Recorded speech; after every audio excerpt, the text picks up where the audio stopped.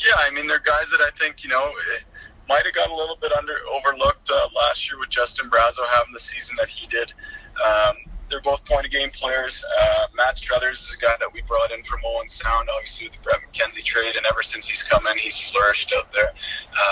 Last year, his real first full year as a top-line center, I thought he did pretty well.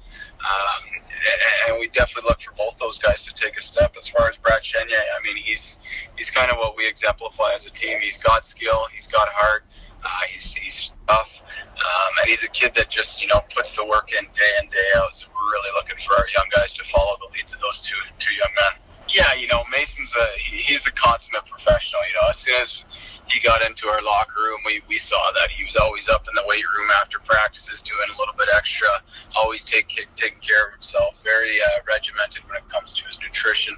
He's a guy that wants to be a pro. He's obviously grown up in the lifestyle, and I mean, for us to acquire him last year, it was a great pickup for us. He's a big man that kind of fits the way that we want to play, and we're really excited to see what he can do this year.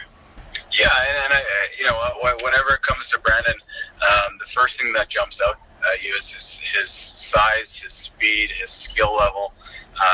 He can do everything when he's on. He's physical, and he's a guy that we really expect big things out of. I mean, I think what's important to understand is Brandon's a very late birthday, so he was a couple weeks from getting drafted with the O2s, and now it'll be his third season coming into the league, which you hope for a lot of growth. I think the biggest thing that we hope to see with Brandon this year is a little bit more consistency, and I think if he can do that, then look out, he's going to be a dangerous player for the next couple years to come.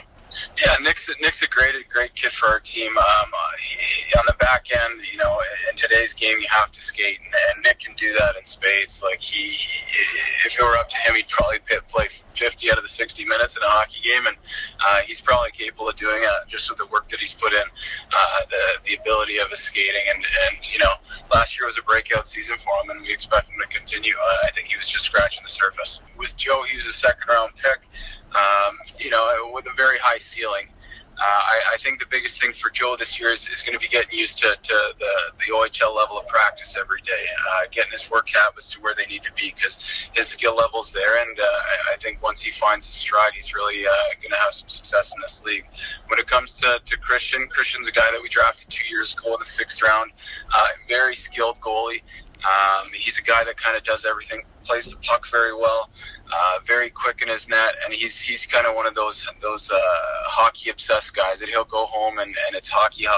So he's always challenging us as coaches, trying to get more out of his game, and it's a guy who in his 3rd year of training camp really impressed and earned a spot at a camp. So it's a credit to him, and it's just a story why you keep working and why you keep putting your nose down and focusing on what's important.